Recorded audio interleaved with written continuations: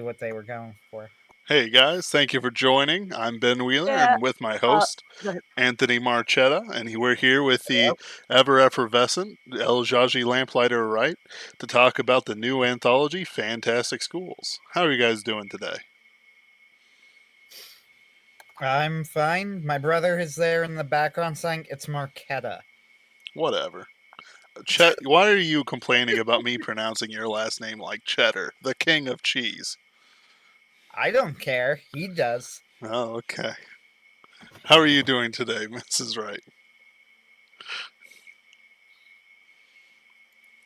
Are you there? I heard her there for a second. Hello, can you hear me now? I can hear you. Hello? Yes, I can hear you. Okay. First, I accidentally turned myself off, and then I turned myself on, and I turned you off, so I couldn't hear you saying that you could hear me. But I'm back. I have put the thing that was getting turned off into a safe place, so it will not happen again. Sorry about that. As these things go. Well, the Fantastic Schools was released and it's been selling pretty well, and people seem to be really enjoying it with a nice, solid. I don't know. I don't want to include the 1 star. Three to 5 stars.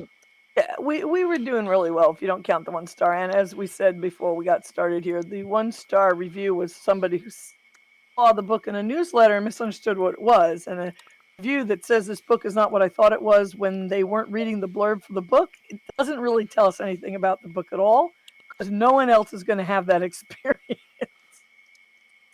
So I think you're right to say let's not worry about it too much. And it looks like we've got some friends already joining the channel. Underworld Dream, Pax Romana, and I believe David Halquist, author of the Warrior series for Chris Kennedy, is listening in as well. Feel free to chat if you want. So, tell us about... And I'm going to have to disappear for just a second. I'm really sorry about this. I'll be back. Can you guys chat among yourselves for just about a minute? It's all Be right. right back. Fantastic. So, Anthony, have you recovered from being forced to watch Keijo? I don't think that's ever going to happen. He just gets PTSDs of butt striking boobs. Butt striking butts. He's got that Vietnam flashback going. I've returned. All right. All right, what I missed? Nothing. Pax. All right, so back to the topic. All right. Oh. So let's start from the beginning. What inspired you to start the Fantastic Schools anthology? Well, it was all Chris Nuttall's idea. I don't actually know exactly how to pronounce his last name. I think it's Nuttall, N-T-T-A-L, and I asked him once, and we were writing to each other, so I think that's what it was. And Chris is a Scottish writer, and so I was going to say, I don't think he's writing about Trump in his thing, because I don't think he cares as much. He lives in Scotland, and he and I both write magic schools, and we read each other's stuff. And sometimes he'll, run an idea by me, or I'll, show him something I'm up to. So we, kind of feel like, birds of a feather flocking in a magic school. And he came up with this idea that he wanted to do this anthology, and I said sure. And back then we weren't sure if we were going to go with Superversive or just do it ourselves. But as it worked out, we're doing it ourselves. My son is actually our publisher, and that is what got us into trouble. So we got this anthology together, and we got so many stories that and Chris read them before me because I was working on another project at the time. And when I said, well, okay, I'll sort them in, and he's like, I like them all. I'm like, what? He's like, I like them all. I want to use them all. So, I'll take a look, So I asked for a few changes on a couple of them, but for the most part, they were pretty good. And but we thought they were too many to be in one book. So we decided to go with 2 books. And we divided them. It turned out, I said to Chris, you're the one who has a lot of fans. what are we going to do about the fact you're only going to be in one of the books? So I talked him into writing a second novella. And so he has a story in both books, and that brought it to 14 and 14. And A good number for both. yeah, I thought so too. And there's already some talk about possibly doing another one. I kind of the cover for the second one was more expensive. We had a great cover artist for the first one, but he's a kind of a more of a young artist. He doesn't, it's not in the guy who did the cover for the second one is the one who does the covers for Chris's series, and he's a little more expensive. So we want to see how it works out before we commit to a third one. But so far, it's going quite well. And the publisher, and the reason for this, other than that he gets money for college, is I wanted it to be its own project where Amazon would not mix it with my stuff.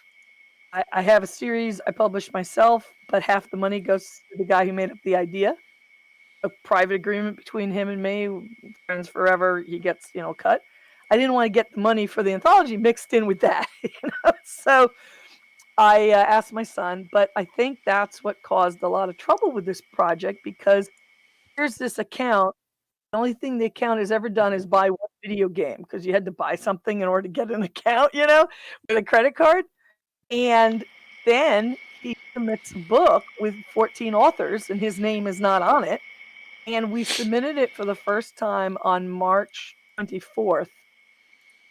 Up until the 24th or the 26th of June before they approved it. And the paper one even longer. And the reason was they seemed to be convinced that my son was trying to steal the stories from the author. So we asked someone else who'd had this problem. They said send the contracts, but he hadn't countersigned the contracts. So we had to do the whole thing. We had to get everybody to sign the contracts. We had to send them in. Even after we did this, the paper one got turned down again, and we had to go through the whole process again.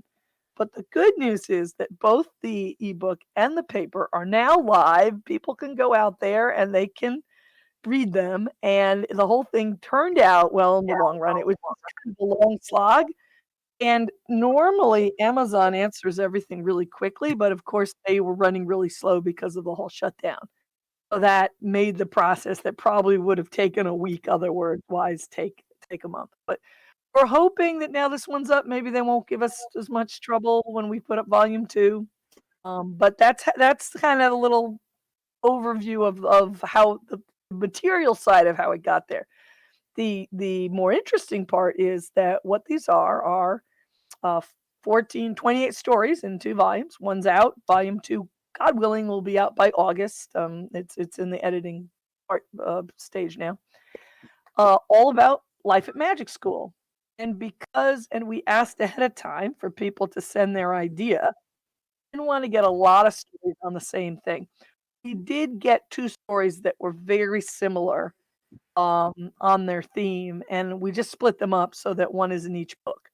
But most of the stories were quite different. So we got a story about enchanted preschool, a story about enchanted military school. You know what I mean? We really got an interesting array. And then Ben's story about the gardener at the kind of intense gardener at magic school was really fun. And each person looked at a different aspect of what the life was like. I have a friend who has never written a story for publication before, though she's tried a few times. She wrote a story in the background of my novel, and I thought she did a lovely job. And it was about how you you're out there and you're a muggle. How does anybody find you? How do you end up at magic school? So that was fun.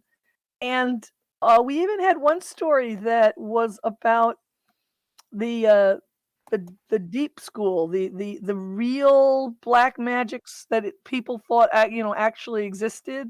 And his story is much darker, much more horrible, I think. But I wanted that story in there because I kind of wanted a reminder that magic school stories are fun, but we're not talking about going out and being a witch.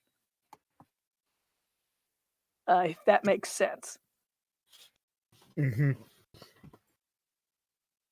So that was that's just a few of one of our some of the stories are a little more kind of old fashioned in mood. Some of them are modern, and then Chris wrote two novellas that are one, and the first one was a lot longer. The second one's shorter, closer to a short story. That are background for his novel series. So he has like I don't remember exactly how many are out now, but it's like 18 or 17 or 18, 19 books out now in his background, of which I've read, I think, all but like the last one. And he did the background of two of the major characters, but the first one, you don't find out which character it is until the last line. So it's a little hard to let people know, hey, if you're a fan of the series, you're going to find this really interesting because it's the background of a character who's significant. But you don't want to give away the spoiler of which character it is, So all I can say is that the character who readers of the series, longtime readers, would definitely recognize and would want to know the background of.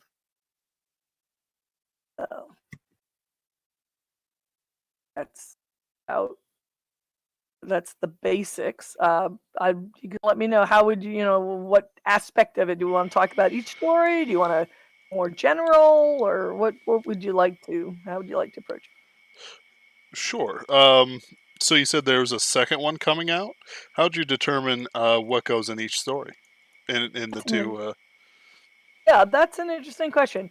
The answer to that is that I tried to get stories that I felt worked well together, and to separate stories that were anything like each other.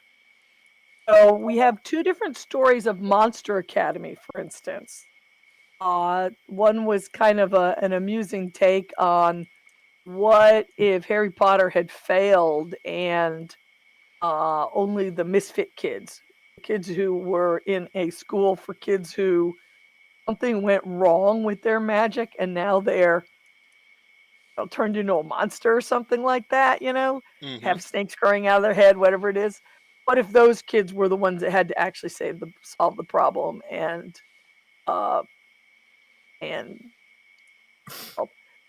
the other, which is the last story in the second anthology, called something like Halloween Dance. And it's a story about a similar school. It's a very similar idea. This is the monster school for kids who've been cursed and things like that. But it goes in a very different direction, has a very different mood. And so I wanted to separate those so that they didn't step on each other's toes. Yeah. They're definitely their own story. So that was one of the ways that we made these decisions.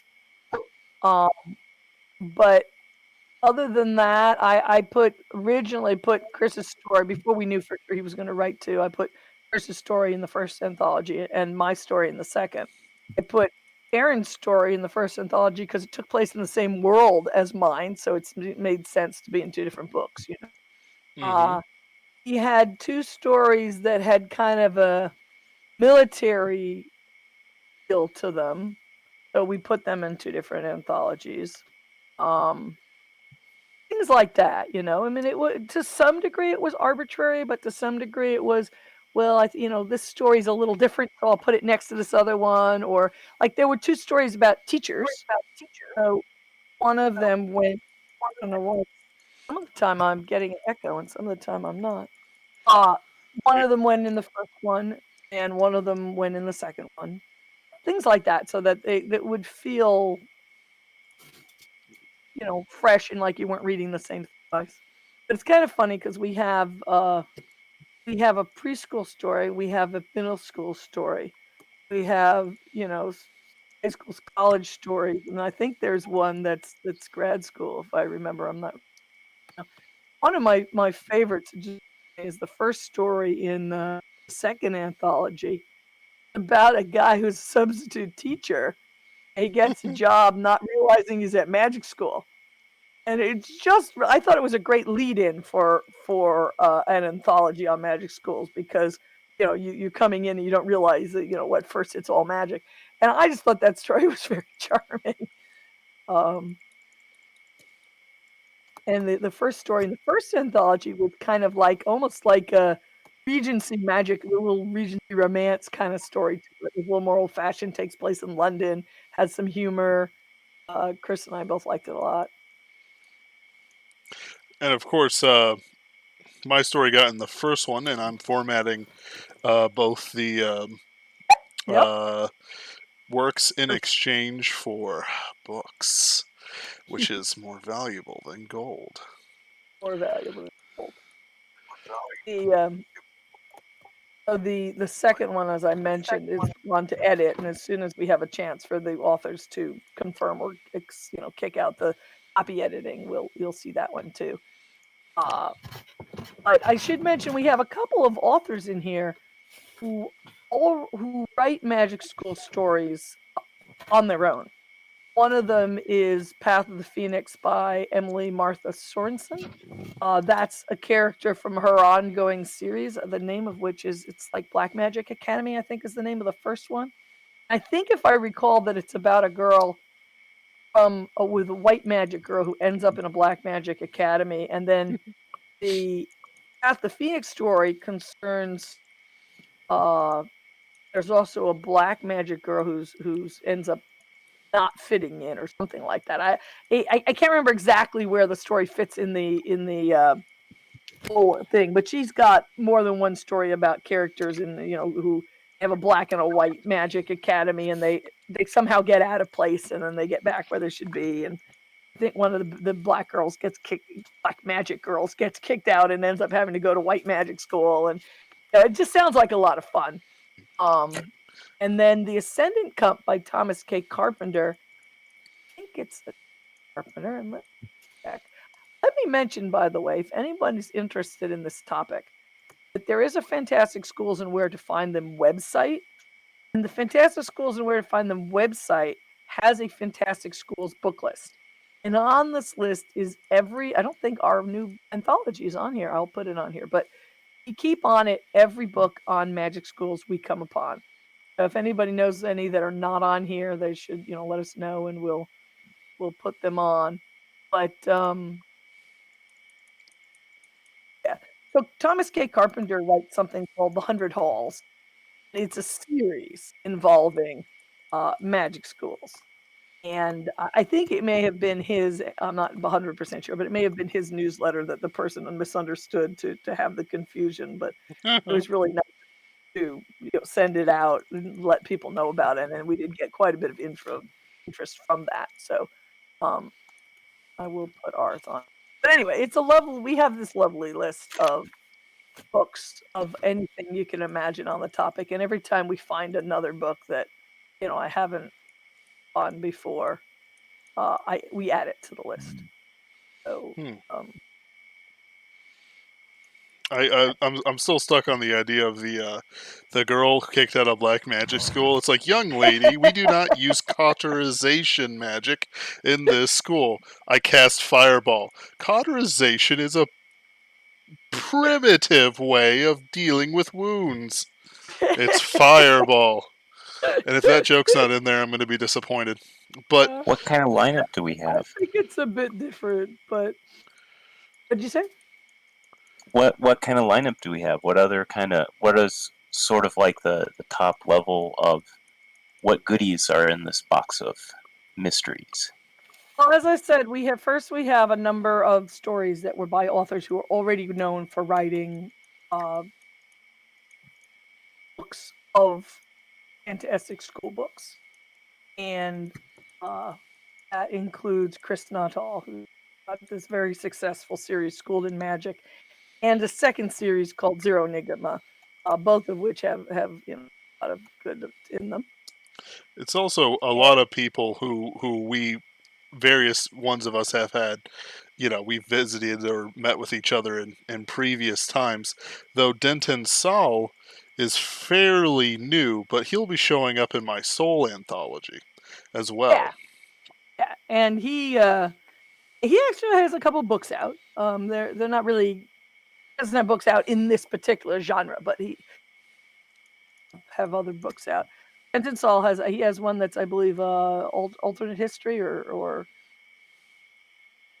and I forward to reading it, but I haven't actually read it yet. Roger Strahan, who wrote Metamorphosis, he has a book called Witch of New Orleans, I believe is the name of it. And this story takes place in the same background as that. We have a couple of newer authors mentioned. Erin Furby's, this is her first published story.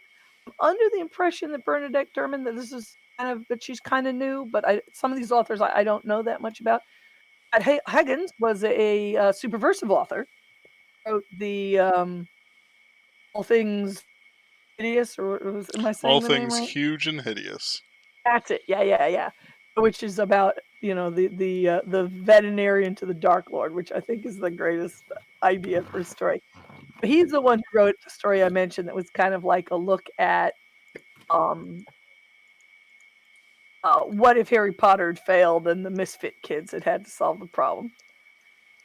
Frank B. Luke was also a Superversive writer. He has a book. He has this short story Crucible takes place in his lit RPG background, which is Dragonland. It's quite close to one of the D&D inspired fictional background. But he's got a book or two out in that background. I think he's got one book out and the second one coming out. First one is called Night Candle, I believe. And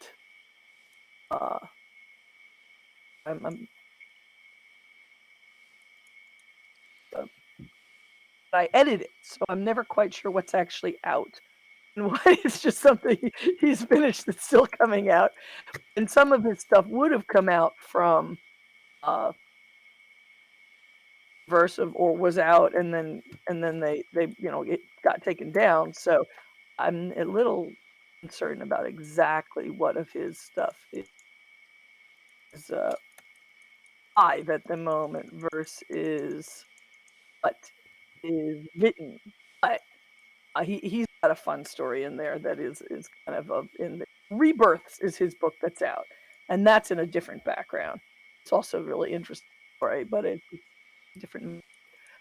Anyway, that was Frank's story, and then we have Doom Garden by N, which N has a audio version of. Yep. With the wonderful Ken Dickinson reading, so that's just an excellent thing. It's approaching 100 views on YouTube. It's very well liked from everyone I've showed it. It's fantastic. So that's excellent. And then I mentioned the 100 Halls by Thomas Carpenter, and that's, I believe, a 3-book series. So he has fans of that series that are, happy to see his short story on the subject. George Phillies, I think is his last name. It has something called Practical Exercise, which I thought was a pretty enjoyable. It's almost just kind of it almost felt just like, I don't know how to explain it, a normal campus feeling, except that it was definitely a magic school. It was almost like you took Hogwarts but made it an American college. I don't know how else to put it, but it was I liked the background, and I liked what he did with it. And then Stephen G. Johnson was also a Superversive author. He's with Chris Kennedy now. He has a book out there called Operation Vampire. Vulture. Oh, what? Empire. Yes. I think you're right. Operation Vulture is one of the 2 books in Operation Vampire. There's 2 sections. That's why I was blanking on the name, because I read them when they were separate, but they've been put together now. So his Operation Vampire came out, and he's working on the sequel to that. But this is a very different thing. This was actually a superhero story, and he said, "Can you guys take superhero story?" I said, "Nah, it has to be magic." He swapped it over, and I think it worked pretty well. It's about a teacher trying to teach high school students not to kill themselves with the magic they have. It's short, and I think it's very well done. It manages a lot for its few pages. Aaron Van Treek is an author. I don't really know what else he's done. I don't know if he has a lot of work out there or not, but wrote a story called A Firm Hand that's a military military fantasy, and it's the implication in that story, the setup was that the character commits a crime and he kind of wakes up and now he's in magic military camp. So, and I mentioned Path of the Phoenix, which was Emily Sorenson's book, which is from the Black Magic Academy background. Sorry, I'm trying to do something failed.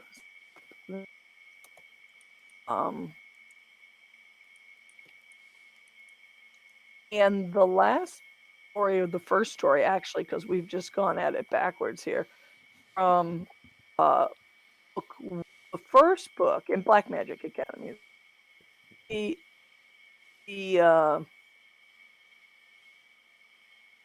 first story is called Little Witches, and that's the one that I said has kind of a Regency England feel to it. It's it's got that kind of quippy, fun feel that I like a bit like the mood that steampunk often had.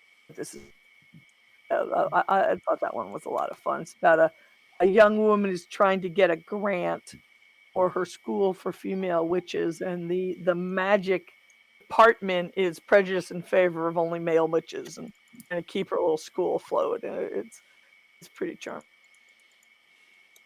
So the next book, I mentioned that the A.F. Postumus. I don't know how to say her name. Funny how many people I know whose names I don't pronounce. When do they ever come up? I know she has a book out there called Please Amulet, I think, but I don't think it's a Magic Academy book. But now written another short story about the main character that she wrote about for this book. I was so amused by him, and his name was Harold, and he's the substitute teacher who ends up in the Magic Academy, and that was a lot of fun. The next story by Chris Amsden, Too Good to Be True. That one was really interesting. It starts out with a girl living in a kind of a bad situation, and that's kind of recruited to a magic school, but it's not all roses there, and the thing does not go very well. It's eerie, and it's well done. She's got a lot of books out. There's a series here with 7 books in it, and she has a couple different. Maybe she has one series called Cassie Scott and books, and then some other books. So that one was really interesting. And then James Giles has the Sorcery Preschool, which is very charming. Starts out with a grandma taking her granddaughter, who has been raised as what we call a muggle, and introducing her. And then we have Becky R. Jones's middle school story, which is about a little kid who's in a middle school where they have magic, and one of the kids messes up and the whole school has been teleported somewhere and they don't know how to get home.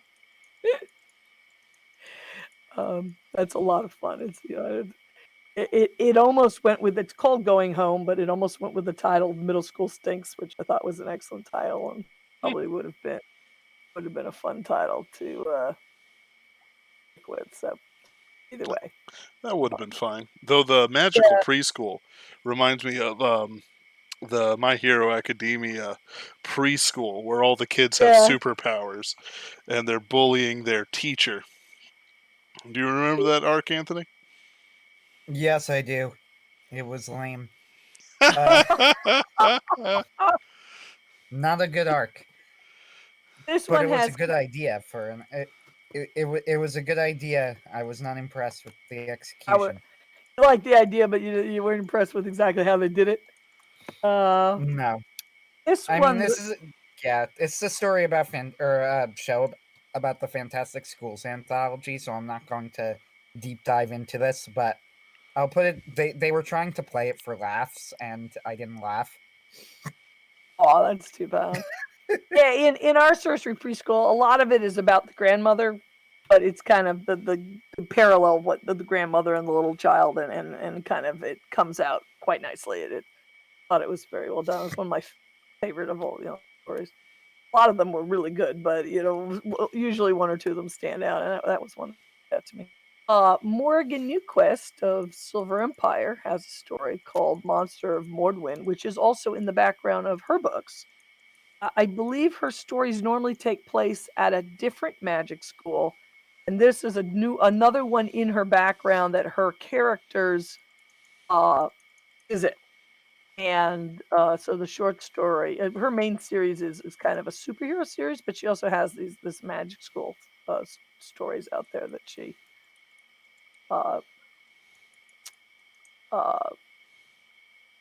has. So anyway, it was it's interesting and fits into her background. Fans of her series look forward to it. Then there's one called The Most Secret Magic of All by Anderson, and I don't want to say too much about that one because some stories, part of the point of the story is that you reveal stuff that you don't want to know before you read the story. But that one is a little bit more. I'll start. It starts out with a Hogwarts-like feel, but it goes somewhere else. I think the best thing that I can say about it. I mean, I don't mean the best thing as in it's not good. I mean, as in I don't want to give too much away. But it was interesting. And there's one called In Our Father's Hands. It's really quite different from the others. It's a very kind of deep mood story about a boy who's died, but he at his window. It stays in that mood. I don't know for sure, but my sense is that this story and Ben, your story that you always describe as little kids having emotional problems, in the same genre together. No, I mean it's very interesting. What's the name of that? What's the name of your book? It's Tears of Elfland. Tears of Elfland. That's it. I knew it would come. Wait a moment. I just bought one from a library sale in Seattle. It was the second one I sold at Dragon Con. Oh, I hope they read it before they gave it to the library. They didn't deface it, at least, so I'm pretty happy about that. Yeah, that's kind of neat. That's kind of neat. But anyway, I haven't had a chance to read that one yet, but the mood I got from looking at it and from what you said about it reminds me of this Our Father's Hand story. And I don't want to say too much because again, it's a story where what comes next is unexpected, and it's a story that is really beautifully woven as far as the writing of it. And then we have one from James Odell called A Polite Request from a Tough Soldier. And that one is about a British academy for kids who have magic. And some of them are kids who developed fire magic and started burning things, and they got kind of shuffled off to the school. And the military comes in and says, we have this incident going on involving the American ambassador, and we don't dare let it get out of hand, and we need some magicians to help us with it. And the main character is a young woman who goes with them, and it's interesting. And then Lab Day by Misha Burnett. Misha's in some of the planetary anthologies. And Lab Day is about a lab teacher in magic. It's the lab teacher, and it happens when a magic lab experiment goes awry. And it isn't the teacher's fault it goes awry, but it's the teacher who ends up paying for it and having to solve the problem. And that's a pretty good story. It's like that one Robot Chicken sketch where it's like potion training, and the kid turns his hand into a monkey, and then the monkey starts attacking him. Oh no. It's not quite like that, but this involves accident. Like the preschool one. They end up accidentally, not the preschool, the middle school one, accidentally going somewhere else and having to find their way back. But well done, enjoyable, and I thought that the sciencey mood of the magic and science together was good. There's a story called The Fox and the Snake by Audrey Andrews. and that takes place. That's a college one. Just a girl's at college, and she's dealing with the various things that college students deal with, but she's also dealing with having to solve some magical problems at the same time. And there's like, it's one of these things where there's a party, but she's on duty that night, and then there's a problem. She has to solve the problem rather than go to the party, and it's fun. She does a good job. And then Nanette's Tale by Christopher Nuttall. Nanette is an interesting character in his background, and unlike the other one, we know which characters, and it's not a secret, In the second book, the main character, whose name is Emily, has a roommate named Lynn. Near the end of the book, you find out that Lynn is a spy from another magic school who's spying on Emily. And when she visits that magic school in another book, a couple of books later, find out that Lynn was actually a girl named Nanette. And Nanette is the progeny of the head of this other school. And the head of the school he's trying to win Emily over. So he starts ignoring Nanette, and the whole thing goes very badly, and Nanette ends up in a very bad way at the end of that book. And she shows up again here or there as a bad guy in the series, but this is the first time to see what happened or why it happened.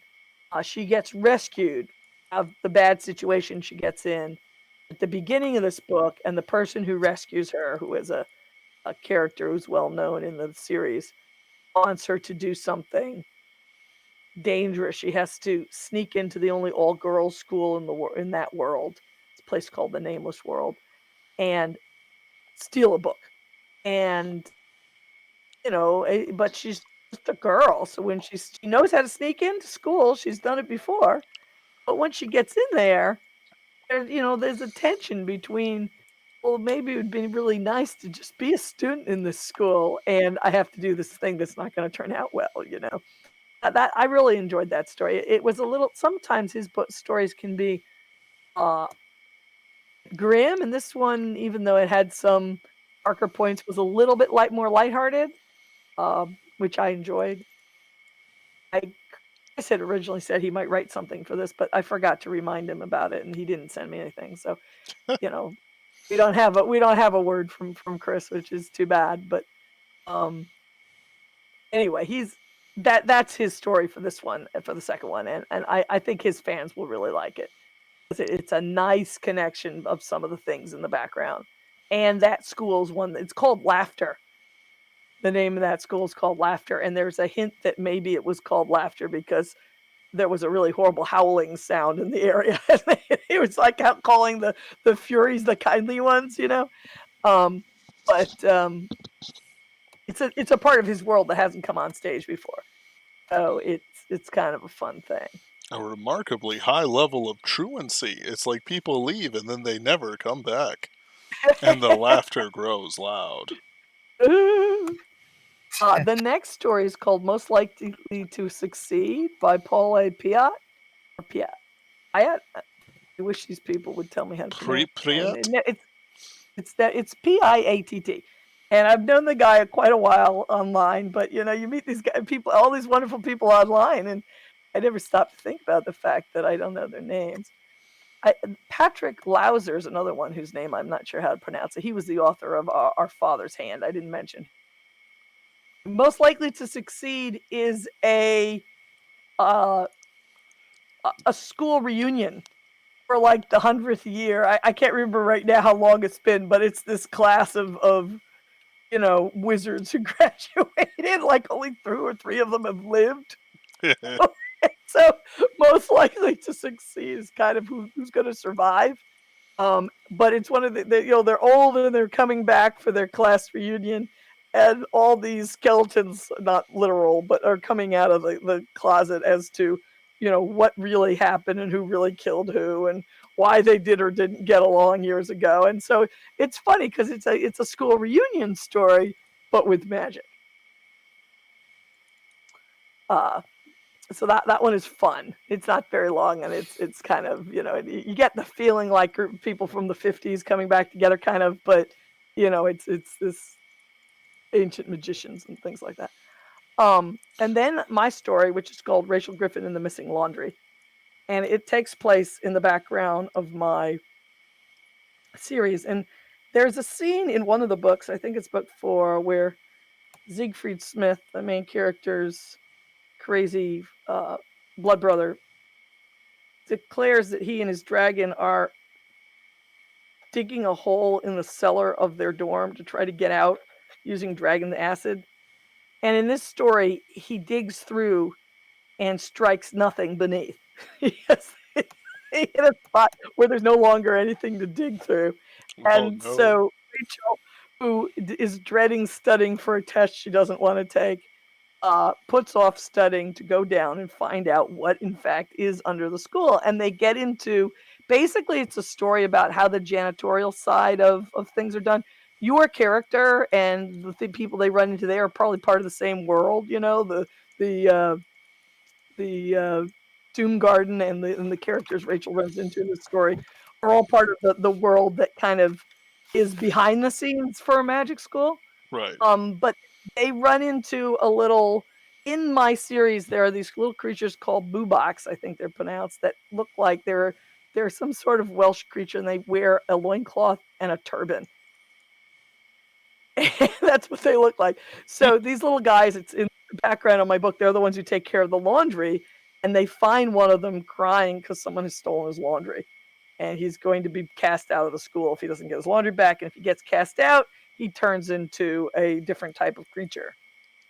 And he doesn't want this to happen. And so Rachel and a couple of her friends go around trying to get the laundry back, dealing with some of the things that go on underneath the school and where the janitor is, and figuring out where the tunnels down there came from, how they came to be there at all. And at the same time, it's at the end of Rachel's first year, so it's actually in the future of anything that I've written up to this point. And Rachel is trying to decide if she's studying the right kind of magic or if she should be studying or living somewhere else, because each dorm has a different type of magic goes with it. So you're kind of supposed to pick your primary magic related to where you live. And she lives in the music dorm, but she really hates playing the flute. She kind of comes to grips with what's going on with her with this during this story, and kind of figures out why she's having trouble with her flute. And so it's a neat little, because of this, I got to have her go, in order to get part of the laundry back, they have to visit each dorm. And as they visit each dorm, thinks about how it relates to her in her life. So it's both kind of a neat little show of the different types of magic, a little bit about her, and just a fun story about her and 2 of her friends and a dragon trying to help this little fey creature get back some laundry that's been spread around campus, and different people have different pieces of it, and a little of the custodial background to that was a lot of fun. I don't want to disabuse you, but I just wrote Doom Garden to have an excuse to see what I could get, how many demons I could kill and get away with it. But it was funny, you know. I mean, I thought it had a sense of fear to it. I mean, it was like he was doing it with glee, you know. Yes. I enjoyed that. I thought it was funny. But I just meant that the gardener could have easily fit into this, behind the gardener and the cook in your story, are the kind of behind the scenes figures that also appear in my story, which was one reason why yours is in one book and mine is in another. You know what I mean? I'm trying to spread out the different parts and get it so that you have a little bit of the same thing in each book. Yeah. And then the last one was Halloween Dance by David Breitenbeck, I think it is. And that was the one I mentioned earlier that was Monster School. And they have to go to a dance. And the boy does not want to go to a dance. And he's trying to figure out why they're having a dance at Monster School. And the answer to that question is what he discovers during the story. And of course, there's an attack and a bad guy. And, you know, it doesn't all go as planned. But I like that story a lot. I picked it for the last one because I thought the conclusion it comes to was a little bit like why we write these kind of stories at all. That's why I put it at the end of the 2 volumes, because I thought it's kind of a conclusion to a certain degree of what all these stories are and why we write this kind of story. So That's why it's there. But that's a very short description of each of the stories. Ben, why don't you say a bit about yours? I've been mainly talking here, but why don't you mentioned to kill as many demons as you can. Tell us more about what inspired you with that. So I was playing Doom Eternal, and I thought, well, he's the best man with a chainsaw in the entire universe. Therefore, he is the obvious choice to be kidnapped from his realm and hired on as a gardener for the William Harding School for the Magically Gifted. Because a man that boring obviously has secrets. That's great. Right. And of course, his statue just sits there in the middle of the quad, not doing anything, yet strangely reverential. So, long story short, the Doom Gardener and his girlfriend Cookie are put through the ringer when one of the students, Griffin-Wald, enchants a bunch of petunias to become quite more gargantuan and bloodthirsty than before. And after all, we're all just fertilizer, aren't we? Not really. But and he's stuck trying to put it down. Then later on, a person comes in, ostensibly on a portal demonstration, and rips open a hell portal in the theater building. And he has to fight his way through a horde of demons to save some students, save Cookie, and then save the school. It's a lot of fun, a lot of violence. I made sure that every demon kill was unique, vicious, and absolutely spurting with blood. Just because I know what my readers want, and they want grim humor and blood. And it does play to my strengths. Like I've got a quirky sense of humor that really, that really comes into the play. The wackier the scenes get, just because I know kind of what a story will bear, in terms of ridiculousness. Like when the statue does some interesting things, you absolutely believe that the statue can come alive and do interesting things. You can believe that the principal can shoot lightning out of his fingertips and his hair turns blue when he overuses it, or that somebody with life magic can move faster than the average person. It's really something I worked hard to make both violent and harmonious at the same time. And of course, it was an excuse to use first person, but never have the guy actually say anything. That's true. That's true. That's interesting. I think yours is the most violent of all of them, but it also has the humor. I think makes it really makes it fun. Yeah. I mean, if it was violent, it didn't have the humor. I don't think it wouldn't fit. Yeah. But it's a nice touch because it's a real action piece in the middle of some that are a little slower. In fact, I put it kind of towards the middle so that it would have a bit of action in the middle of after some more thoughtful ones. Mm-hmm. But, palate cleanser, I call them. Humor adds to it. It just the characters were so graspable of the gardener and the cook. And they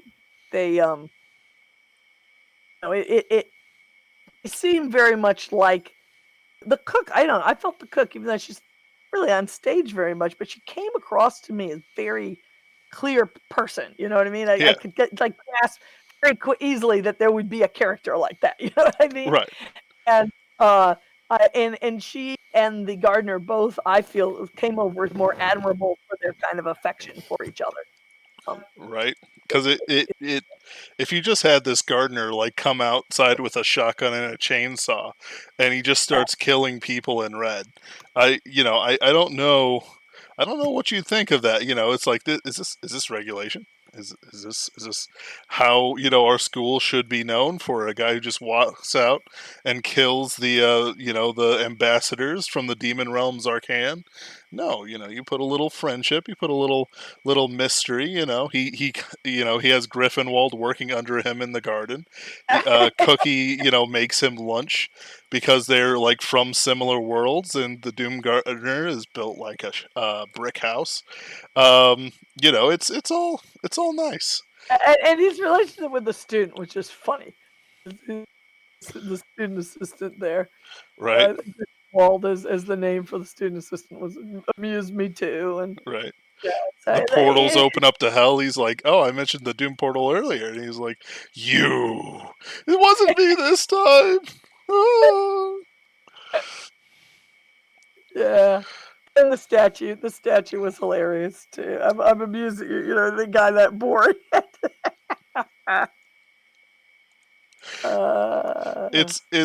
I find that people like go for the famous like person in history is secretly a wizard or mutant or whatever. They don't go about it the wrong way. It wouldn't be the dude sitting on a golden throne, with the pleasure women and the wine and the skulls and everything like that. I mean, sure, he can have mutant powers. But what about those guys in the Middle Kingdom that's like, yes, this is Akumet, ruled 50 years, did nothing. Or Antonius Pius, who was like in the middle of like Trajan and Hadrian, and then Marcus Aurelius and Commodus, and he's like, what did he do for 20 years? Pretty much nothing, and then kept the Sassanids from invading by sending a strongly worded letter. Is that it? Yeah. And it makes sense that one of the reasons these guys might have done nothing is that thing they did can come down in the mundane book. Mm-hmm. Yes, he fought off demons, but we can't put that in the history book. So no, Right. he didn't do anything. Nothing. That was boring guy. Like had some interesting, like things about him with his Was that Harding who had the daughter, or was that Chesterfield? Or Chester? I don't know. This song's pretty funny. Ma, ma, where's my pa? Gone to the White House. Ha ha ha. Yeah. I can't remember which president that was, but it's like the famous figures. It's like, yeah, Grover sure. Cleveland, maybe. Maybe it was Grover Cleveland. He'd seem like the type. Remember the thing you're talking about, but I it's similar to the little poem that always amused me, which I won't be able to quote exactly. But it went something. It wasn't quite a poem. It was a little saying. It went something like, "There was a mother who had two sons. One went to sea and was never heard of again. The other became vice president, was never heard of again."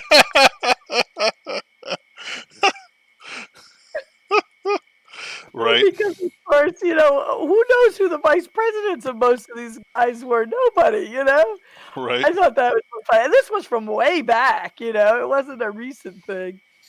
But everyone knew what was going on when you became vice president. Now, if the real characters became Secretary of State and did something. Secretaries of State sometimes did definite things, but the vice president often seems to be kind of a quiet figure. Don't really like Biden. I don't know what he did when he was vice president. I think maybe I saw his name once during that 8 years. He was sniffing people. Guess so. I mean, according to the photos, but I didn't even hear about that until later. You know what I mean? Right. I guess this has come up once or twice, and I can think of one or two vice presidents where I remember them doing something, but it's just not that common for vice presidents to be in the news. They might be very busy, but the news doesn't really report on them a lot. I kind of think we made a mistake when we stopped forcing the loser to be the vice president. Well, it was hard on the parties because, of course, then if your president steps down or gets shot or something, the guy is the member of the other party. But honestly, it also had other advantages that were kind of interesting. I'm sure, but it's just something. Well, and the fact that Thomas Jefferson and Adams regularly switched hating and being friends with each other, like on a revolving door basis. Yeah. So it's kind of hard to really. They died on the same day, which I believe was like July 3rd. I thought they were July 4th, the both of them. I didn't know it was the same year. It was the same day. Yeah. And like, they both said, like, one of them said, Jefferson still lives. The other one said, Adam still, or something like that. I mean, it was like that. And then one of them was wrong because the other guy had already died. You know what I mean? But there's no way they didn't know. There was no way they could know. There wasn't any, instant phone service or anything like that. Right. Interesting. But they didn't get along when they were younger. And then they were older. I guess they wrote letters back and forth and kind of, in and out. Were kind of respectful adversaries. You know what I mean? And, U.S. history is fun sometimes. It is. Morgan Newquest, Full of Spells and War, is one of her. I'm not entirely sure that's the same series, but I think it might be that has this short story in the background. But anyway, that is a little bit about what we have. We've already got some authors interested in a possible third one I mentioned. Some of them are new authors. Like one of them's a guy who's written things that have magic in them before, and he just didn't hear about it. He was sad he didn't hear about it, so he's interested now. A couple of them are people who already submitted, who'd say, I have another idea for a story, and I'd like to be able to do that. So I don't know what'll come of it.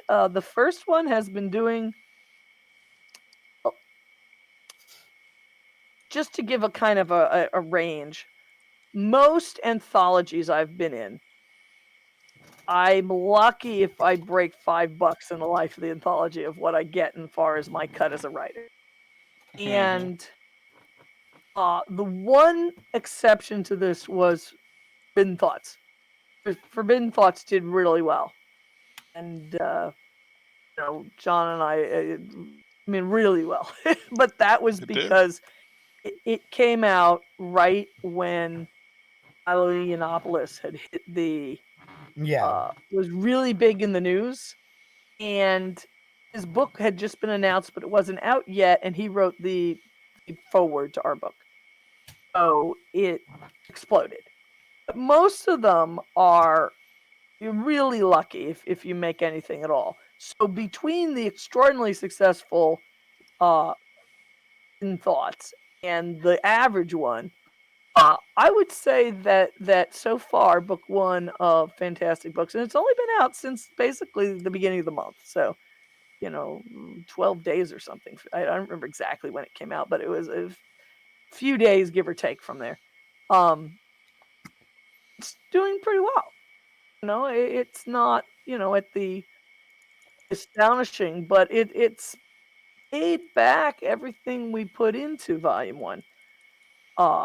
So that's really great. We'll have to still see how Volume 2 does, because I think I mentioned the cover was more expensive for Volume 2. So actually breaking even on both books, we've yet to see if that's going to be a possibility. But if it is, then we will definitely do there's definitely interest from the writing side in book 3. We just have to make sure that there's enough interest from the reader side. But so far, we've been pretty excited about the success of it. It's done a lot better than, I would say, of the anthologies. It's probably the second most successful that I've been involved in. John's been in a couple that really were good, like in a Larry Correia anthology. They just do really well. Right. I think he was in the God Robot anthology that was helmed by Anthony. Yeah. Anthony, in fact, Anthony did God Robot, and he did Tales of King Arthur. Yeah. I have had the hiccups this entire time in the background. I'm so sorry. Every time I'm about to speak, I start hiccuping. Anyway, Tales of the Once and Future King. Hey, yes. Yes. God Robot.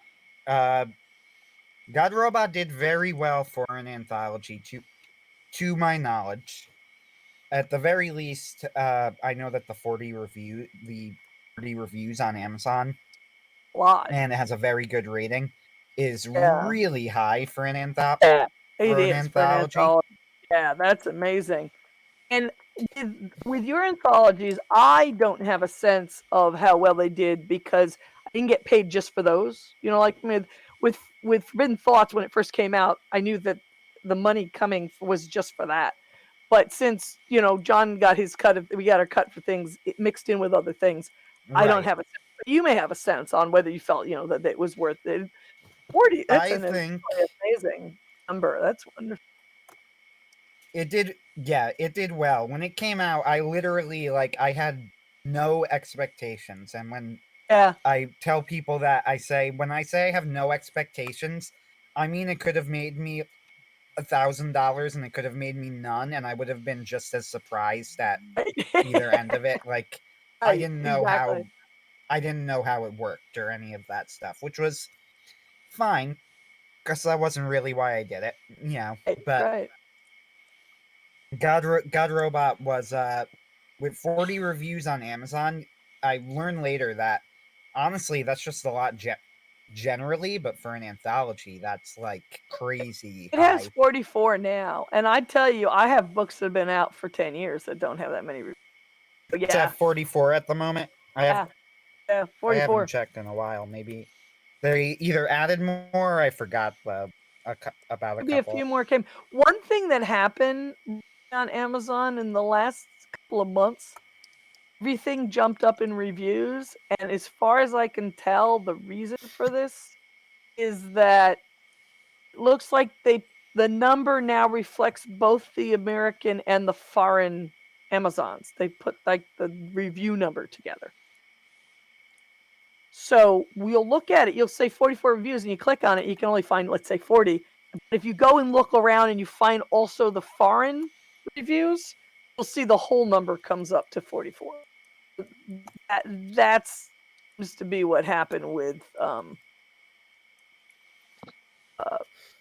Amazon. A bunch of things that I'm involved with took a little jump, and it took me a while to figure this out. But they kind of put all their things together. Yeah, Goodreads says 45. Yeah, and so I mean, my third Prospero book only has 19. So, 44 is a really great number of reviews, and that's just excellent. And I think a lot of people liked it. It's one of my favorite anthologies. Yeah, it was a great idea. It was done really well. It had a number of really cool stories in it. I think God Robot. I've got God Robot. There was also, I'm looking for my collection of stuff. I did like the Mercury anthology and the Once and Future King anthology. But it's like one of those things where it's like I find anthologies to be a little bit light for my taste, so I usually like them best when there's people I know in them. I still haven't read the Monster Hunter ones. I need to though. But I mean, the neat thing about both of Anthony's was that it also had this overtale, kind of giving it a background and putting things together, and that was really clever. I thought that would made it interesting. I didn't do that in the Soul anthology that'll come out in November. Almost no one's ever done anything like that. It's just something that Anthony did, but it was cool. Yeah, it's cool. I've definitely seen it. I got the idea from right. That was something that was done in ye olden days, all the way back in the medieval times of the 1960s. And I have seen it before, but seldom. And you took it to another level with the King Arthur one. Well, the King Arthur one, yeah. Once again, this is about the Fantastic Beasts, so I'm not going to go deep into it. Okay to discuss. Quickly, the King Arthur one, the whole reason that we did it that in depth was kind of a response to some of the criticisms that I actually thought were kind of fair of God Robot, where people weren't really very impressed with the frame story because they didn't think that there was much of a purpose to it. So when I did Tales of the Once and Future King, I wanted to make the frame story a much bigger part of the project The reason that we got published at all by God Robot got published at all was probably, I did not ask this and I am not going to, but I suspect that Vox Day published us as a favor to you, knowing that you were in it. Knowing that you and John were in it. I suspect he published God Robot like as a favor to you. He did not tell me this, and I am not going to ask him. But that was always what I assumed, that was the reason that Castalia bothered to take the book. So that was why it got any sort of play. Never said to me either way, but it was a cool thing. It was fun to be in, and it was particularly nice for me because I had written no, that wasn't the story. It was Forbidden Thoughts, what I was going to say, where I'd written the story for an anthology that never got put together, you know. But I really like the story I wrote for God Robot. It's one of my favorite stories that I've written. Was that the one where the people's souls turn into real people and they start? No, that's the one that was in. That one's been republished like 5 times. That one takes place in the Prosper background. No, the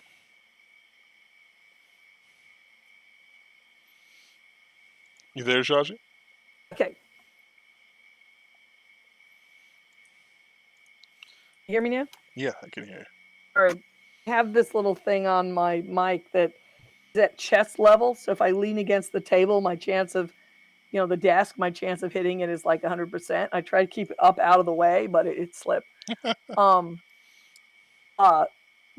God Robot one was about one of the characters from the Rachel Griffin background. It's a girl who will eventually be one of Rachel's best friends, but she yes. Really, and now that I've read the series, I can finally say 5 books in that I recognize her.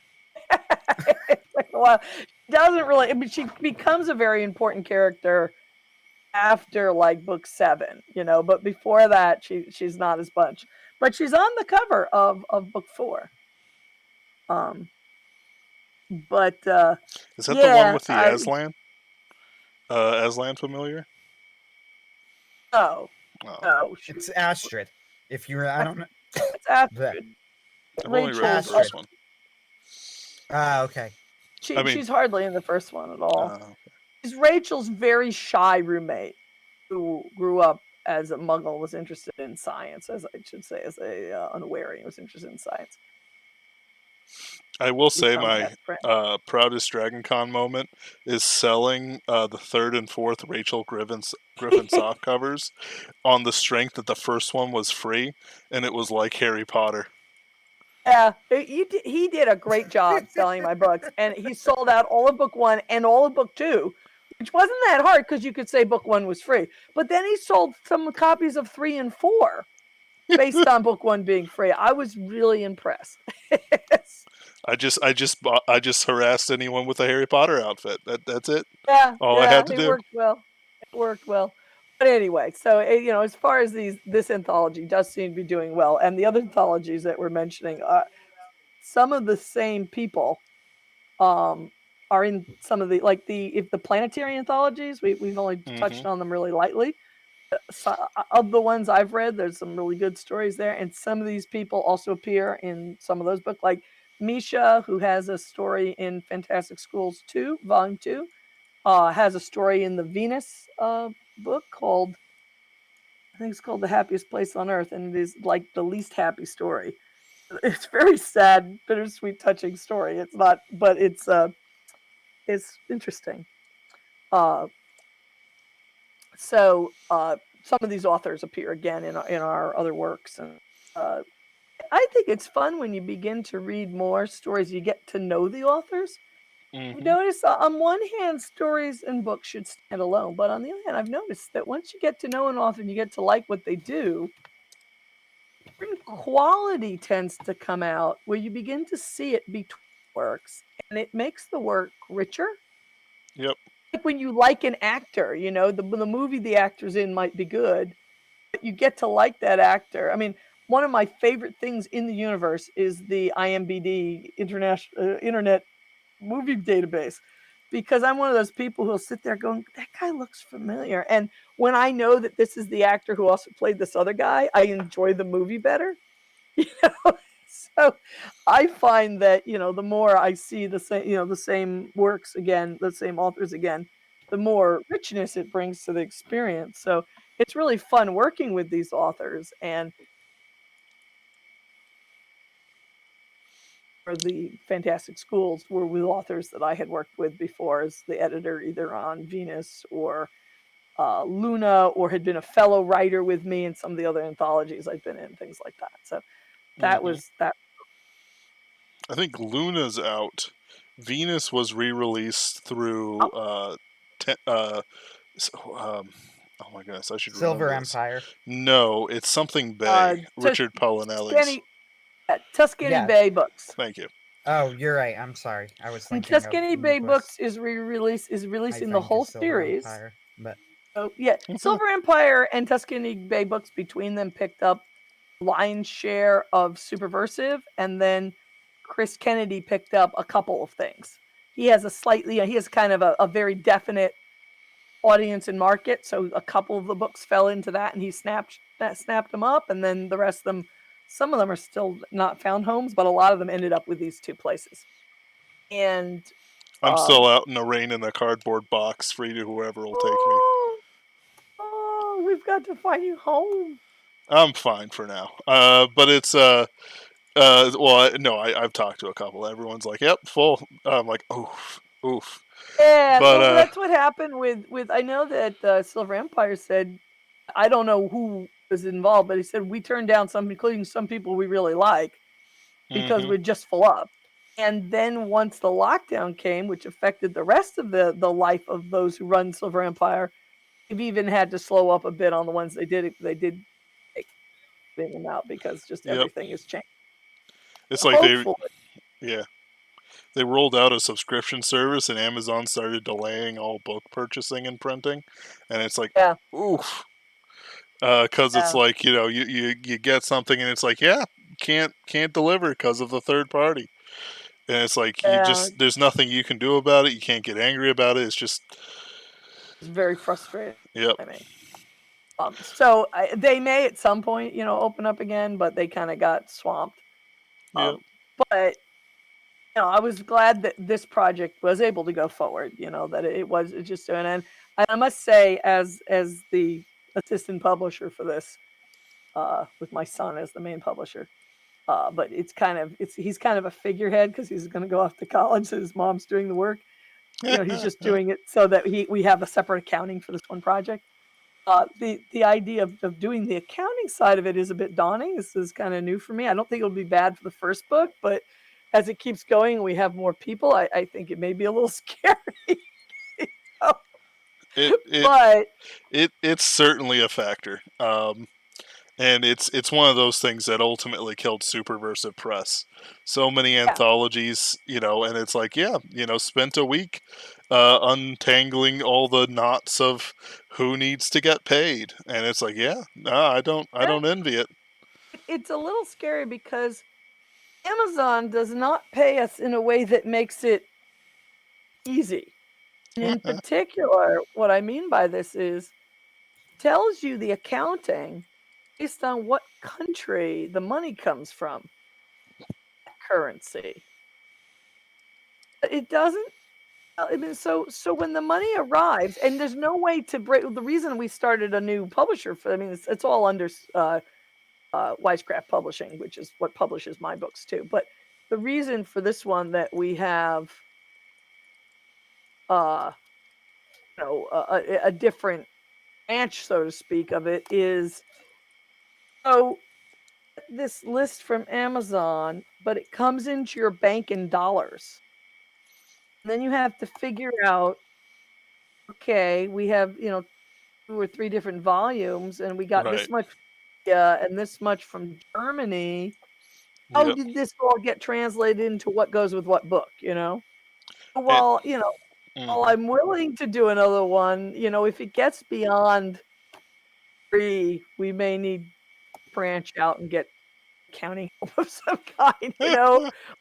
That's why I guess Bundle Rabbit is growing, because it does the accounting for the authors, but I'm saying get a very big royalty. Bundle Rabbit? I haven't heard that before. Bundle Rabbit, I only just heard of it because I just sent a story off to Anthology that's going to be a Bundle Rabbit anthology.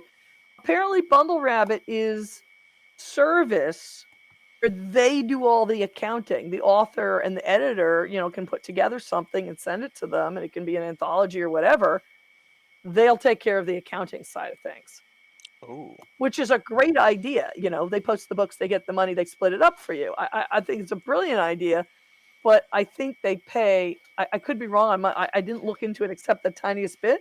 My impression was that you're getting relatively small royalty compared to Amazon. Oh, Right. for right now, I'm willing to do this. Hopefully, I'll be able to make sense of it. And if not, then I'll, talk to everybody about what we could do to move to something else. But, with only a small number of books, hopefully it won't be too bad. But I'm sure it's going to take, every month. What I probably will do is at first we'll do a month by month accounting for the first couple of months, and then we'll switch to a 3-month accounting like a lot of small press do, so that only once in every 3 months does one have to sit down and go through this crazy process. But since we have, since at first you get a significant amount of money in, maneuver, get it out, right away to people first. So guess July. I think July comes at the end of September. Amazon is like 2 months behind. I know that. Yeah. I know that like a big thing is that eventually like people just forget anthologies just exist, and like you remember Forbidden Thoughts and God Robot and the Planetary series partially because you're involved with them, but also because they're usually incredibly high quality for an anthology, and filled with rare and interesting stories. I know that's what I really sought for Soul. Even though, like, the story I wrote turned out to be similar to J.D. Cohen's story, it's like it's all right, it's okay, it's all right. But the whole thing of it, like, we had a very gracious promotion by Brian. Oh wow, Brian Niemeyer, who promoted our book, the anthology, on the blog. His blog, Kairos, and we got oodles of buyers and stuff like that on the strength of his recommendation.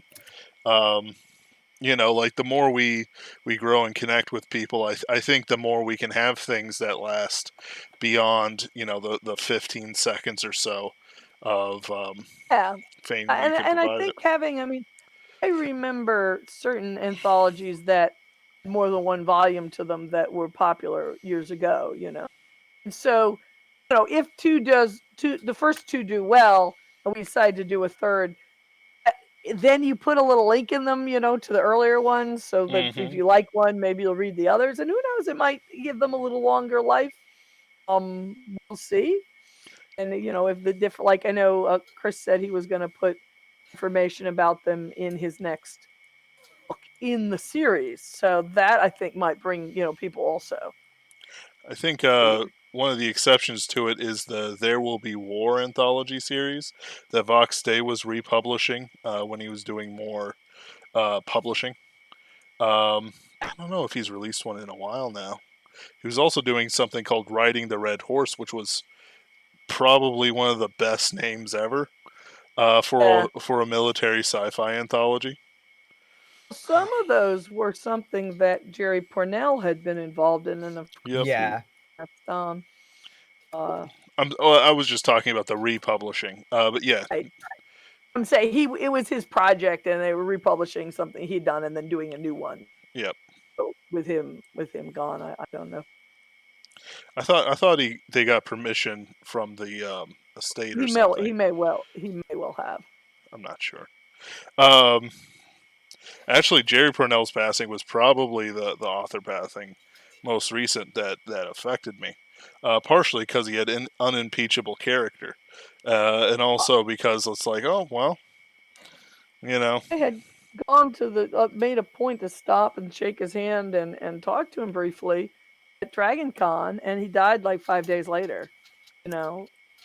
And it's interesting. I keep thinking about this because this whole struggle, I don't want to really talk too much about the current things, but this struggle with the virus, I keep thinking how sick I was those few days after that, and so was Jason.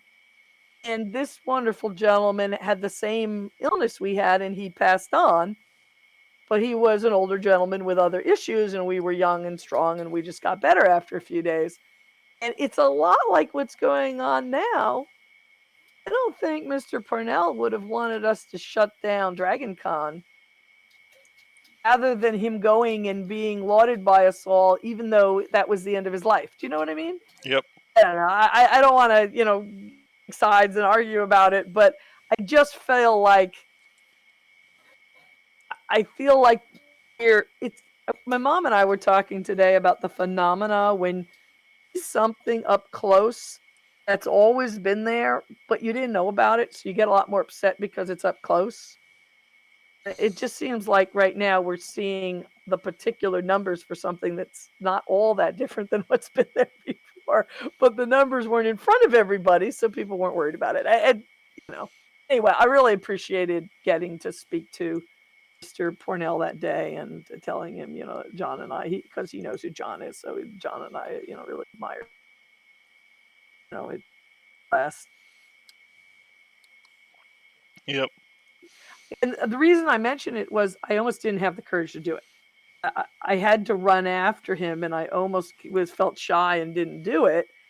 And I was really glad I had because there was never going to be another chance, He seemed pleased. So that's. Yep. I can't really think of any like really old anthologies that aren't like just like collections of old fairy tales or something like that. I have a couple. When I was in high school, possibly early out of college, I bought a few. One of them was called Dark Imagining. They're up here. I think they're downstairs. And because they were the only one I had, and because books were expensive in relation to me, I read them several times. I read all the stories over. So I remember them because they happen to be the anthology that I purchased, I remember there is one anthology that I did not purchase that I remember very clearly. And that was, I think it was called Tomorrow's Children. I'm not sure. It had a name very much like that. Oh, there is a collection of short stories by Asimov called Tomorrow's Children. I bet that was the one. And it was they were like time travel. It was science fiction anthology of eerie stories about the future and other things like that. And it made a big effect on me when I was a kid. It was the first time I'd read some of the things that are a bit like what we now call dystopia and things like that. And so that one I remember. And I also remember that Joan Vinge had an anthology. That one mattered to me, and I read that in high school because I read that. And I know this is a big issue now. This is so overdone nowadays that I almost feel it's not, kind of silly mentioning it. But as a girl, there weren't a lot of writers in science fiction and fantasy. There weren't a lot of science fiction women writers. And so when I read an anthology of short stories by a female writer, it kind of assured me that I no longer had to worry, can a girl do this? You know what I mean? It wasn't that it was, really stories were, and I remember one of them was based on the Tin Soldier, and that's the one that kind of stuck with me. But I kind of valued reading that, and so when I grew up and I ended up as the babysitter for her kids, working for her husband, that was kind of cool. So, I had enjoyed reading her anthology when I was in high school, and she had a couple of Hugos back when Hugos really mattered in the house. And I remember the first time I realized I was in the house with an actual honest God Hugo on the shelf. I thought it was really neat, And the best part of that job was I occasionally got to talk to her. I really liked her. But those are my memories of anthologies from when I was young. And then, but no, I take it back. Those are the ones I remember. But anthologies that really the year's best anthologies used to be a big deal in science fiction and fantasy. And Gardner did one, and after a while, Hartwell did one. And when I was young, I would take those out of the library and read the whole thing. I learned a lot of authors' names from that. I also remember reading anthologies of short stories that were kind of a write-up of the Star Trek cartoons. They had their own stories done by. So it was done by some author who might have been Alan Dean Foster, who was like his own science fiction writer, but he also did these Star Trek stories. And the first time I ever saw fan fiction was an anthology. It wasn't called fan fiction then. It was an anthology of stories that people had written about Star Trek. And Star Trek put out this anthology of stories written mainly by women. Looking back, they were fanfic. Like the mood and the way they were written, they didn't have that professional quality that you associate with these things. I still remember one of them. And it was like a brand new idea. This is fans writing about something they loved, because things like that hadn't existed before. So I do remember that. I think I must have got that from the library too, because I know it's not something. Some anthologies that I remember from a long time ago, and I know John also will sometimes mention an anthology that he remembers. I don't remember any of them offhand, but I think some of them do kind of into the imagination and last, so to speak, and others just bloom for a little while and fade away. But that's not that different from novels. I mean, there are novels that are still around that we all love and talk about, but there's a lot of other novels that came out and were around for a few years and then they faded and we don't really remember them, Yep. I do want to mention that there's those. What was that Vox was republishing? Those old collection of boy short stories. Like they're not like short stories for boys. I mean, yeah. Full of information and engines and stuff like that. Yeah, And I just had this realization. It's like, well, they used to not be called anthologies. They were, the collection for the good, ye old good of boys, or something like that. Good spelled with an E. Right, because they were everything old fashioned had an E on it.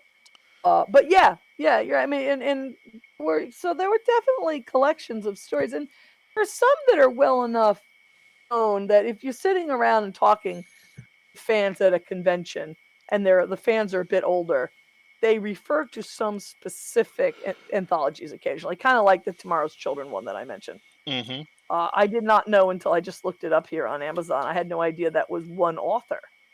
I guess it was all Isaac Asimov stories, which makes sense now that I think about it. They kind of had a similar feel. But when I was young, high school, I was not aware of authors' names. No one ever told me that, you should note the name of the author. I just read books and occasionally I remembered the title, It was only when I got a bit older that I started noticing authors' names and, looking for the same author that I'd read before and things like that, Before a certain point, it was just like, it's in the library and I read it and, it was good. So, and there were a couple of authors like Lloyd Alexander, whose names I knew because I particularly liked his books, or C.S. Lewis, but a lot of them I just didn't ever pay attention to who'd written them. I just read them in movies. Is there any that you remember, Anthony, that you grew up with or had around?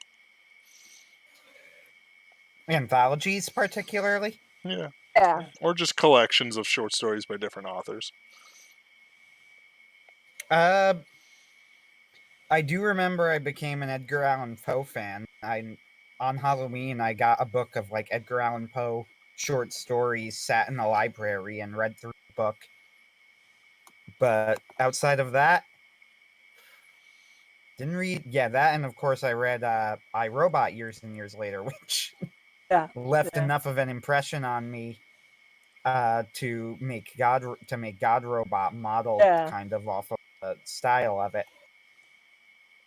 So Asimov, there you go. I know. Outside of that, though, yeah, Edgar Allan Poe, and I mean, if you want to call it a short story collection, which I suppose you should, I have read like the complete Sherlock Holmes. I was about thinking, Sherlock Holmes several times story. over. Yep. That's just a series of short stories. Yeah. I had thought of that while you were talking about Poe. I was like, Sherlock Holmes is actually just a series of short stories too. 56 short stories and 4 novels. Wow. So I've read one of the novels and a bunch of short stories, but I had no idea there were that many. I think I've probably read more like 8 of them or something. Wow. Yeah, I have like the complete Sherlock Holmes in a big leather-bound book. Yeah, we have a complete Sherlock Holmes around too. I just saw it, but I hadn't ever sat down to see which ones I'd read and which ones. I guess when I must have read a collection that was put out at some point that had less story. Read Hound of the Baskervilles at least twice. Yeah, I've read that, and like I said, years and years ago, Edgar Allan Poe. There was just a collection of his short stories, and I am definitely a big fan of Edgar Allan Poe. So I had read his mystery stories as well. I was a fan of. I think I even saw like on a field trip. Me and our class went to see them do like a theatrical performance of several of his stories, like The Pit and the Pendulum and The Telltale Heart.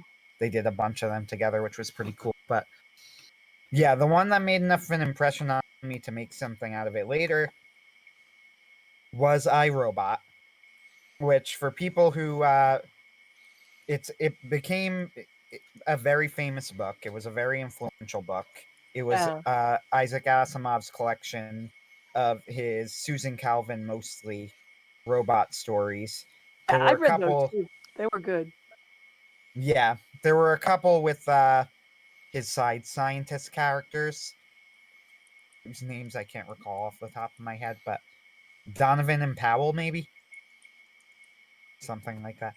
But he had two other scientists in the story who would show up occasionally, and they were in his more comedic stories. It was a very good collection of stories. I can remember my name, a couple of them, particularly Liar.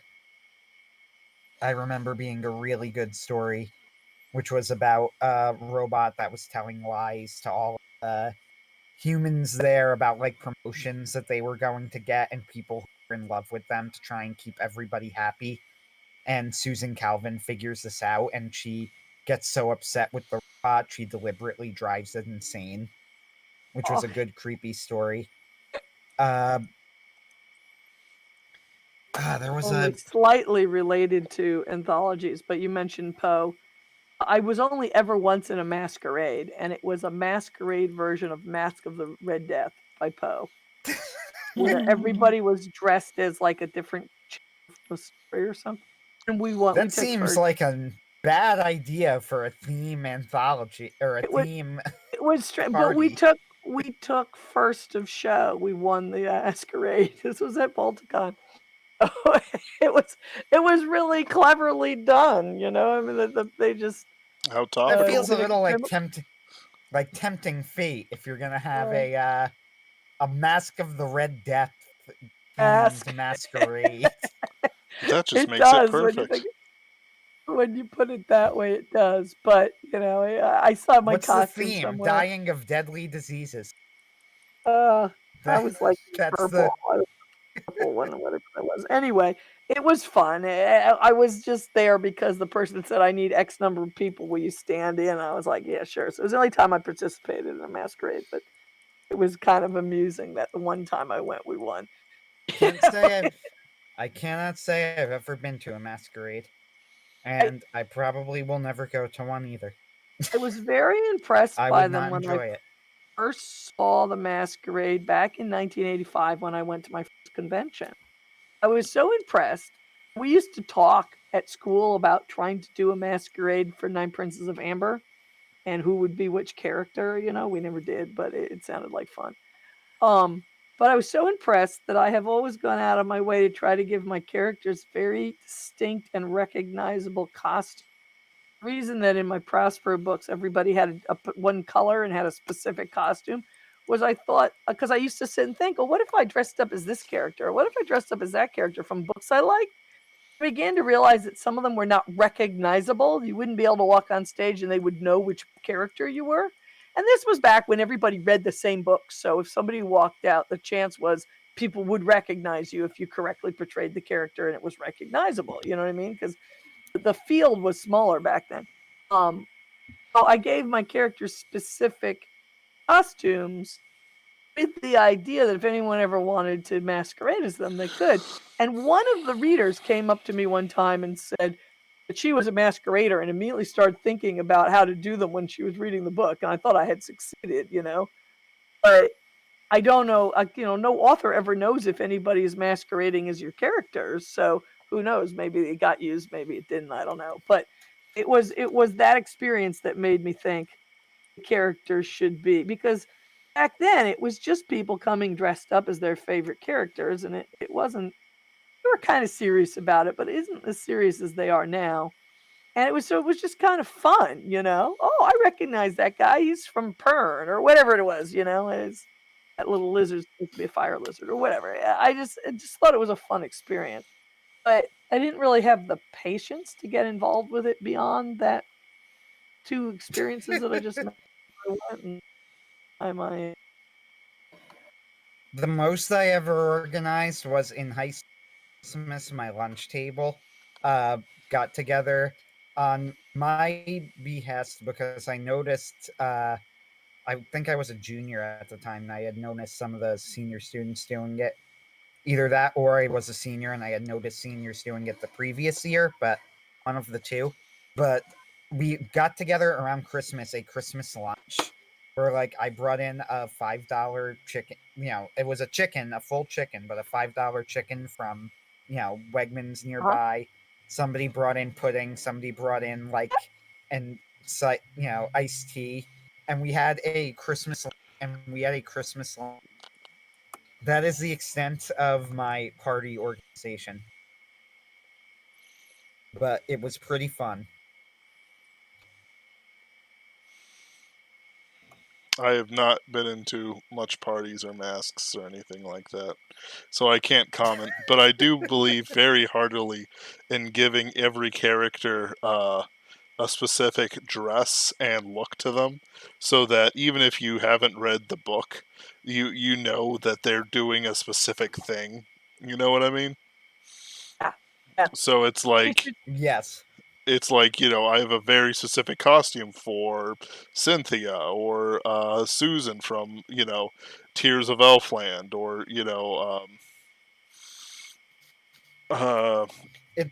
it's funny we say this about the costumes too, because I was just having this discussion with Ken, Superversive Ken, whose last name I'm blanking on. Holy crap, Dickinson, who yes. who of Holy course crap. spoke out Doom Garden. Yes, for YouTube. Ken, if you're still in our chat, and I don't know if sorry about that. He was here earlier. Anyway, I was discussing it with Ken yesterday. Actually, a new season of the show ReZero had come out, and the only reason I bring this up specifically is because one pet peeve of mine with the show, which I think is pretty good, is that they don't change their costumes nearly enough. It's an isekai, and the main character was isekai in a tracksuit, and this is episode 1 of season 2 just came out, and he was wearing the same tracksuit that he was wearing when he was isekai'd, and it was starting to distract me. And there was another character who was the maid in the house of the princess, and she's attacked at the beginning of the episode. Fine, great. There's nothing wrong with any of this, except that she is not with her master. She is not with anybody in the royal entourage. She's on her own with somebody else. There's nobody else. She's traveling, so she's not at the home, but she's still dressed in her maid outfit. And I'm yeah, I know why they're doing it. They're doing it because it's marketable. The character then has one look and they leave it like that. But I see what you mean. But it was starting to get distracting where I'm like, why? Why are you dressed like a maid? You're on a wagon traveling through the countryside. Nobody in your house is around you. You're not at the mansion. There is no reason for you to be dressed like this. Yep. I think it's determined on I think it's determined on how episodic each one is. So, like Batman Beyond, everyone's in the same costume, same collarless suit and so on.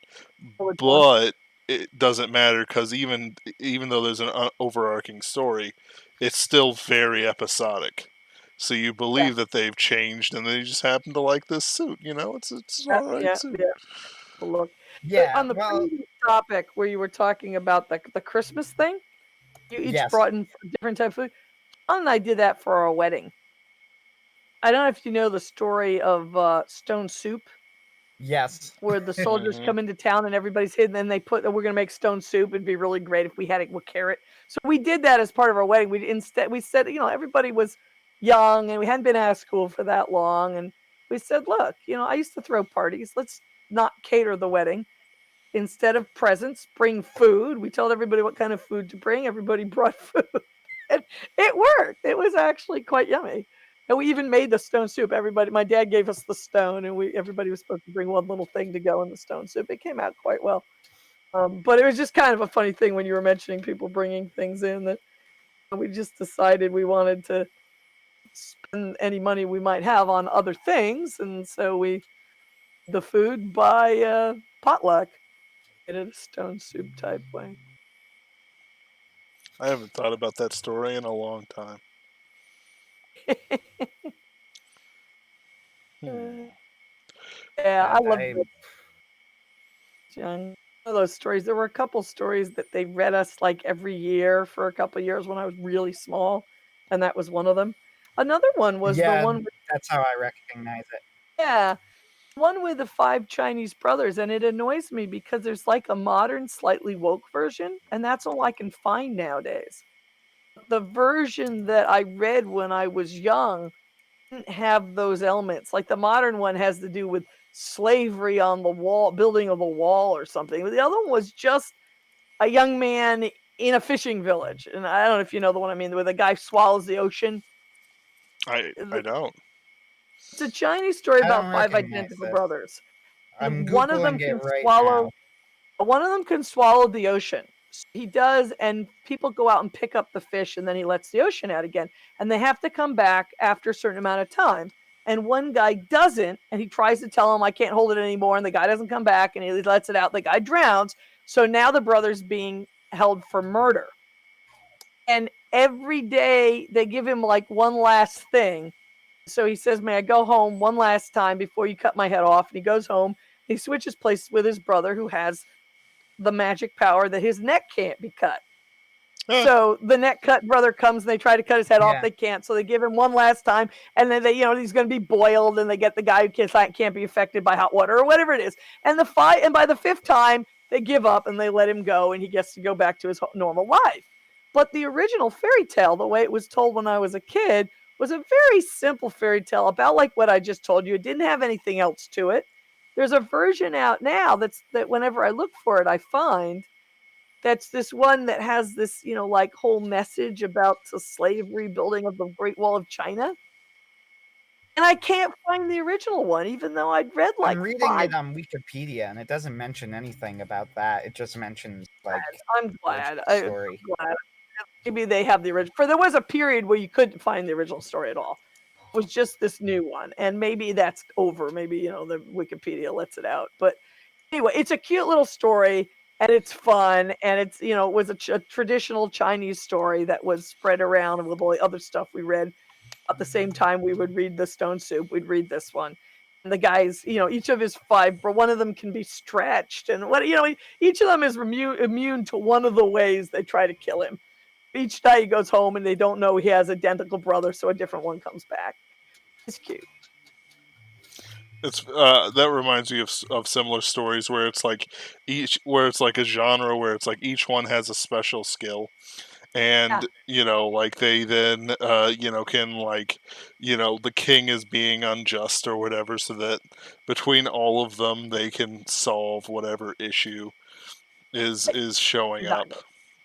Exactly, and that's what this was. But it was a Chinese story. It was cute. Ping Ping came. I wanted to show it to her, and I could not find a version I could buy that wasn't new it's just called The Five Chinese Brothers. Exactly, that's the one. Yeah, I've never heard any other name for it. It was originally published in 1938. Ah, that's cool. Wow. Anyway, it was really popular for when you were in second grade type reading when I was a kid. You're just learning to read. It was kind of thing that came up a lot. I had wanted to show it to my daughter that time. I went and looked a number of different. The old one wasn't available. I had to hear the old one is resurfaced. Anyway, guys, it's almost 9 o'clock, so maybe we should come to a close. Sure thing. But it's great talking to you guys, and thank you so much for having us a chance here to talk about fantastic schools. We take just 1 second to since Christopher couldn't make it. Chris Butthole has 2 series, both fun, a little grim, but they're really interesting. One of them is about a girl whose mother was a hippie named Destiny. She gets dragged to another planet because a necromancer wants to sacrifice a child of Destiny. Yeah. And it kind of gets the fun. And this girl, Emily, comes into this world that's kind of medieval and has magic, and she starts telling people about alphabet and gunpowder and other things they don't have, and the whole world starts changing about her. The series is like 18, 19 books now. Wow. And about every other takes place at magic school, and every other book takes place during the summer with her interacting with the local kingdoms and stuff like that. And those are really fun. And she studies martial magic, and she studies regular magic, and she does some well at some things and not so well at others. And then the second series is the first one, I think is called, it's the Zero Enigma series, and I'm trying to remember which one is which is the first one. One of them's like Blessing, Zero Blessing, and the other one's Zero Curse, something like that. Zero Curse is book 2, so the first one is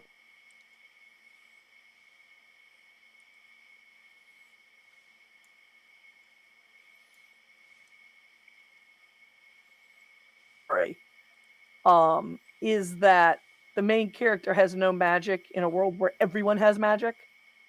Then it comes out there's certain things that you can't do if you have magic, and that they've been lost for like 1,000 years. You can do them.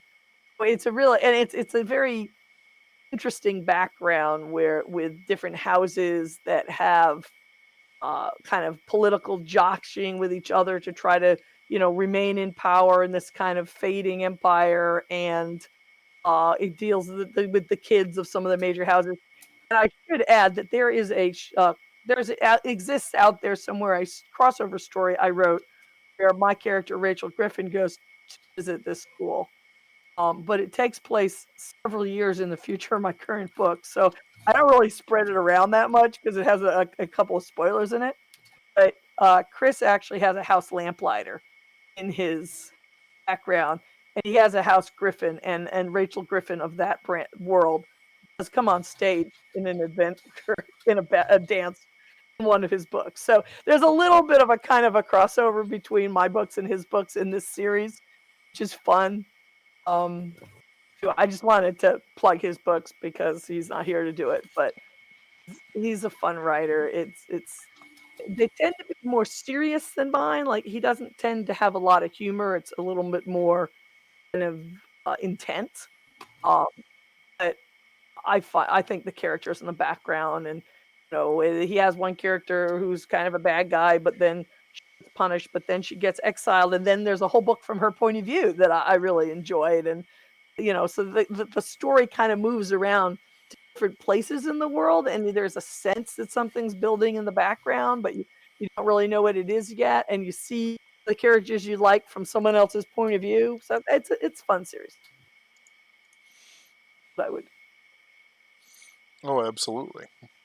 We'll look forward to the second Fantastic Schools, and I hope you guys pick up the current version, which is in the comments. I want to thank you to everyone who's coming in. If you're wondering about Fantastic Schools, do check out Doom Garden, also in the comments, which was a reading by Ken Dickinson of my story within Fantastic Schools. I think that if you'll like that, you'll find that Fantastic Schools has probably a lot less violence and everything else like that, but they're very well written indeed. And violence isn't everything. It's just most things. And I'm going to give you a link here. I'm putting it on Facebook. You can hopefully add it to the comments. One of the announcements we put out has a list of authors with links to some of the things they wrote. It's not 100% up to date, you know. Like some people have had things come out since then, or some of the things might not still be available because we may have done this back when Superversive was still up. But it's kind of a fun thing if people want to see what else some of these authors have done. And I gave you the link there. You can put it. Thank you very much. I've thrown it in the chat as well. All right. Thank you all for joining. We hit double digits solidly throughout this entire stream. Excellent. And it's if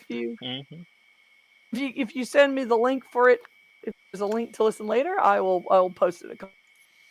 Absolutely. Thank you very much for joining us. Thank you so much, gentlemen. This was so much fun, and I appreciate it. I love to see Ben's story get out there, and I'm so glad it has its audio version. And I hope everybody will enjoy the anthology, and maybe we'll get to do another one. Thank you, guys. Have a good night, guys.